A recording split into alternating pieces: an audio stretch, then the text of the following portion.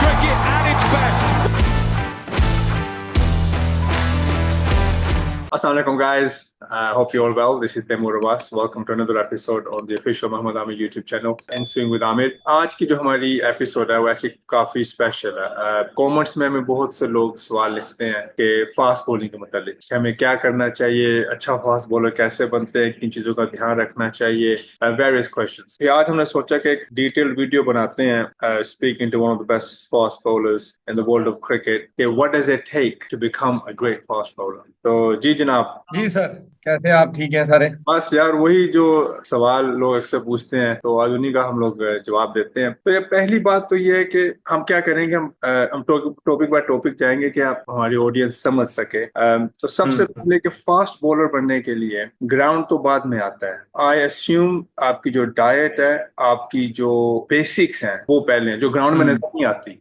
शुरू करते हैं डाइट के साथ। How important is the diet? देखो तैमूर, डाइट से पहले भी एक चीज आती है, वो ये है कि फास्ट बॉलर बनने के लिए ना आपको मेंटली और फिजिकली बहुत स्ट्रांग होना पड़ता है, क्योंकि ये बड़ी मुश्किल जॉब है। बिल्कुल कि अगर आप वीक हार्टेड हो, मेंटली वीक हो ना, तो फास्ट बॉलिंग फिर आपका काम नहीं है। क्योंकि फास्ट बॉलिंग है दिलेर और बदमाश जो लोग होते हैं ना, उनका काम है। तो ये शरीफों का काम नहीं है। आपकी बॉडी, आपको पता है, आप इतने जुल्म होते हैं ना आपकी बॉडी पे। मैं फास्ट बॉलर हूँ, मुझे पता है। और सबसे रिस्की जॉब है इन क्रिकेट, ये आपको भी पता है कि यू नेवर नो। आप साल के बाद ठीक हो गए आए हो, 6 महीने के बाद फिर इंजर्ड, या 6 दिन के बाद फिर इंजर्ड। तो पहले तो ये यहाँ से तगड़ा होना पड़ता है, ब्रेव होना पड़ता है, फिर आप फास्ट बॉलिंग का सोचते हो। लेकिन ये चीज भी है, आई अस्यूम कि you are born with it. मिसाल के तौर पे अब हम दोनों जब तुम लंदन आते हम लोग इकट्ठे ट्रेनिंग करते हैं। मतलब मैं अपने लिए लफ्ज फास्ट तो इस्तेमाल नहीं करूंगा, but obviously from a young age I always been a fast bowler. जो स्पिनर भी होते हैं, आई एम अस्यूमिंग कि फ्रॉम अ यंग एज वो उसी में उनका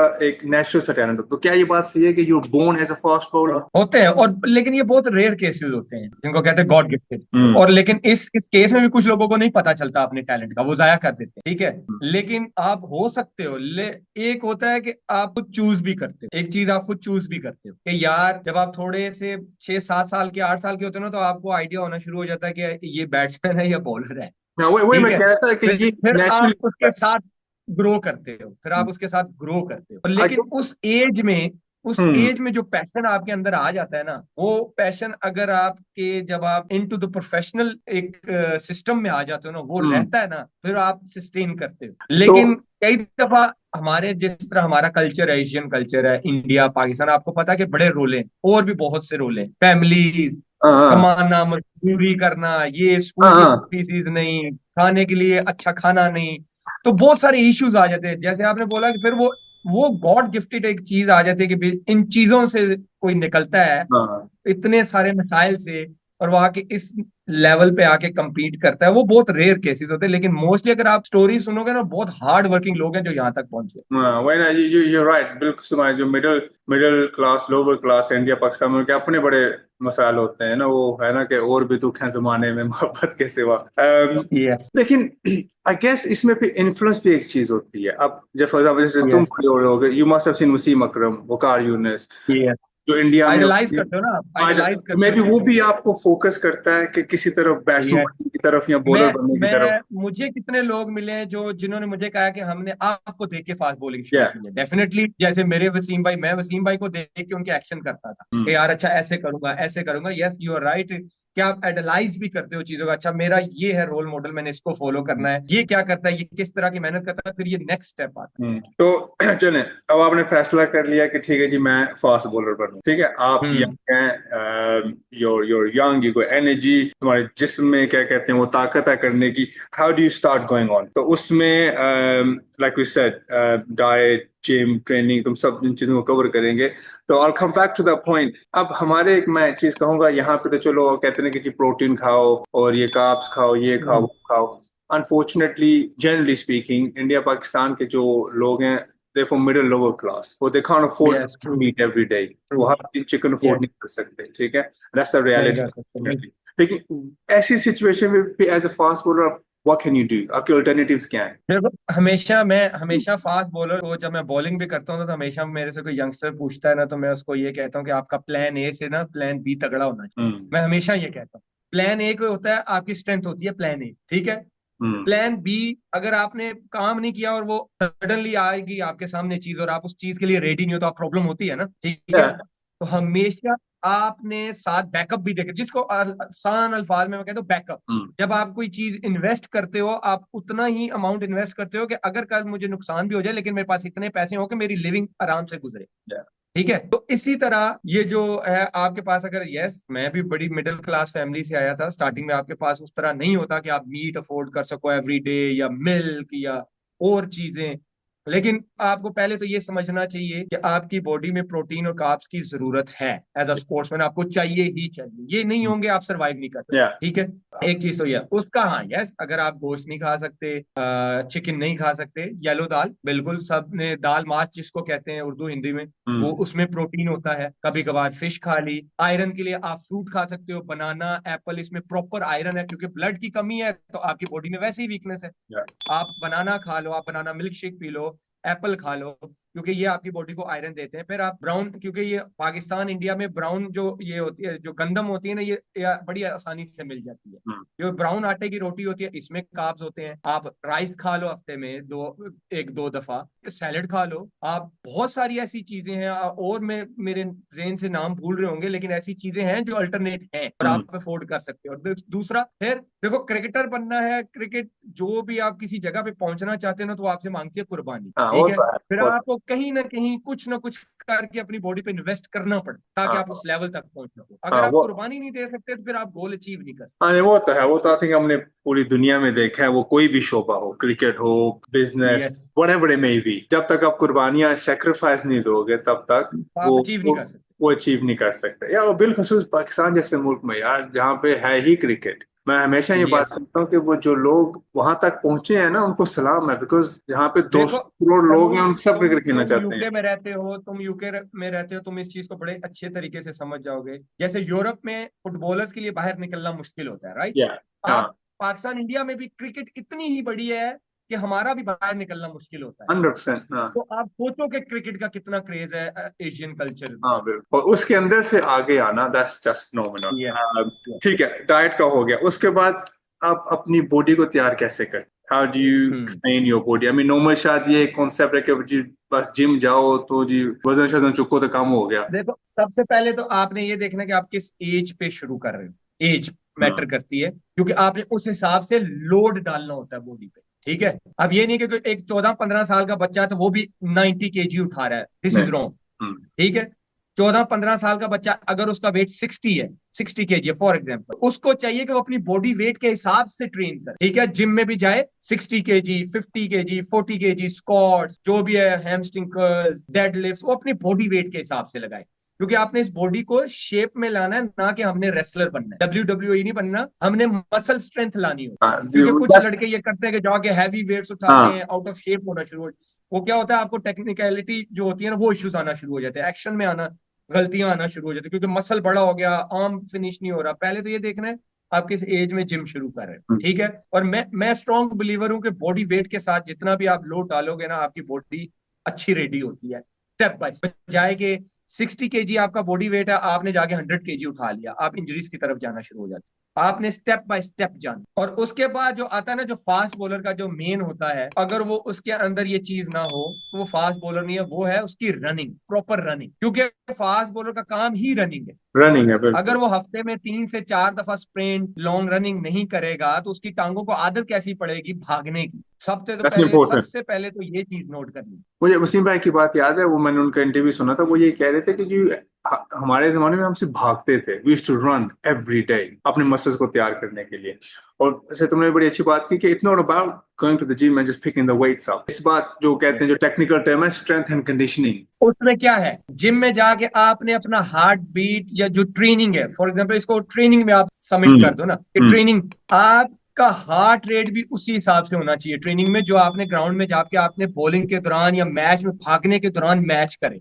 ये बड़ा अच्छा पॉइंट है, ये बहुत अच्छा पॉइंट है। और मैं तुमने मुझे बताया भी था जब हम लोग तुम्हारे ट्रेनिंग कर रहे थे कि जब आप जिम में भी ट्रेनिंग कर रहे हो, आपका हार्ट रेट लेवल पे होना चाहिए जो आपका ग्राउंड में होगा, कि आपके बॉडी को पता हो this is what I have to go through.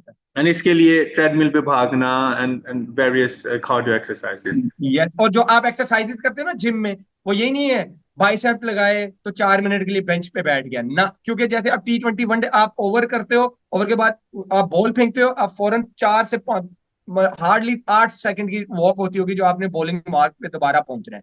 अब तो 60 सेकंड आ गया कि 60 सेकंड के अंदर जब ओवर खत्म होता है तो फील्डिंग सेट हुई हो, बॉलर अपने रनअप पे पहुंचा हो, तो सोचो कि कितना कितना फास्ट, तेज है। कितना जल्दी वो मूव हो रहा है। तो आपको तो पहले तो ये देखना है ना, क्यों कि आप जिम में गए, आपने बेंच प्रेस लगाया, 4 मिनट के लिए बैठ गए। आप जाए, आप इजी करने के लिए आप ऐसे करो, आप एक एक्सरसाइज अपर बॉडी करो, एक लोअर करो, कि दोनों को रिकवरी मिलती रहे साथ में। हम्म ठीक है। तो हम्म बजाय कि आप 5 मिनट बैठ गए फिर वहीं पे 90 पे चला गया हार्ट रेट, तो उसका फायदा नहीं है। जो आप 40 मिनट 45 मिनट ट्रेनिंग करो, तो आप इस हिसाब से करो कि जब मैं ग्राउंड में भागू तो मेरा हार्ट रेट जो है वो मैच कर रहा हो, तो फिर मुझे वो प्रॉब्लम ना हो उस टाइम में। Yeah, very good. And that's in technical terms is strength and conditioning your body, and that's Yes. different. That's different to picking weights up. It's Yes. about strengthening your muscles and conditioning them for the situation in match. ठीक है, diet हो गया, आपका gym हो गया। अब अगली बात आती है ट्रेनिंग की।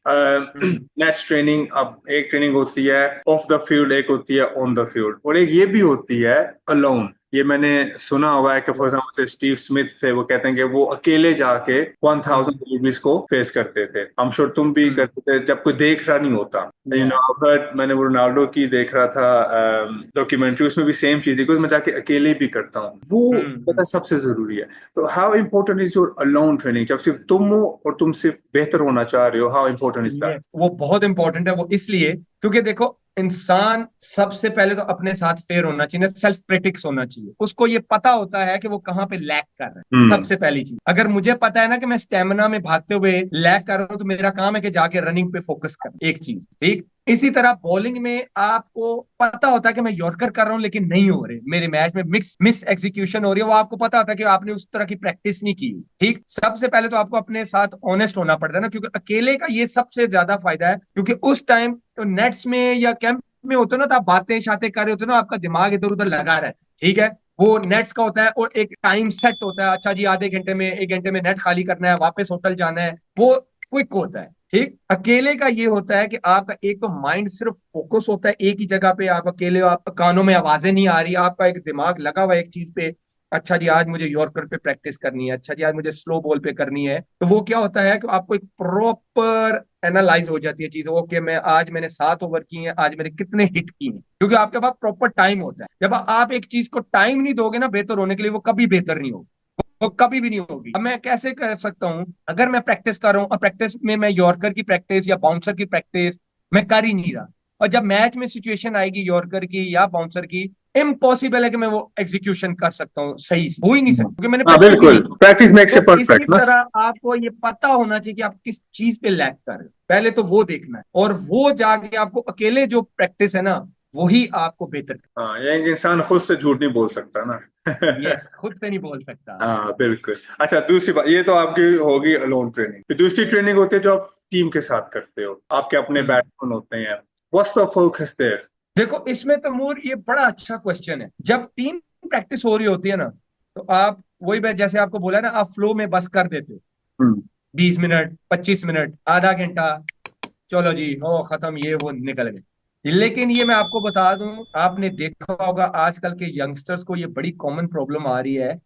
वो जब फिर सेकंड स्पेल में आते हैं, उनकी वो पेस नहीं होती, हम्म वो हाँ उनकी एग्जीक्यूशन नहीं होती। उसका एक मेन रीजन है, वो पूछे है क्या, वो वो ये है कि जैसे मैं अकेले पे फिर दोबारा ले जाऊंगा कि अकेले में मैं यही करता हूं कि जब आप बॉलिंग करने आते हो ना नेट में, आपने घंटा करनी है या आधा घंटा करनी है, लेकिन वो लगातार नहीं करनी। ये है मेन प्रॉब्लम आजकल के बच्चों को, कि वो आधा घंटा करेगा क्योंकि बॉडी गर्म हो जाती है, धक धक धक धक धक, थैंक यू।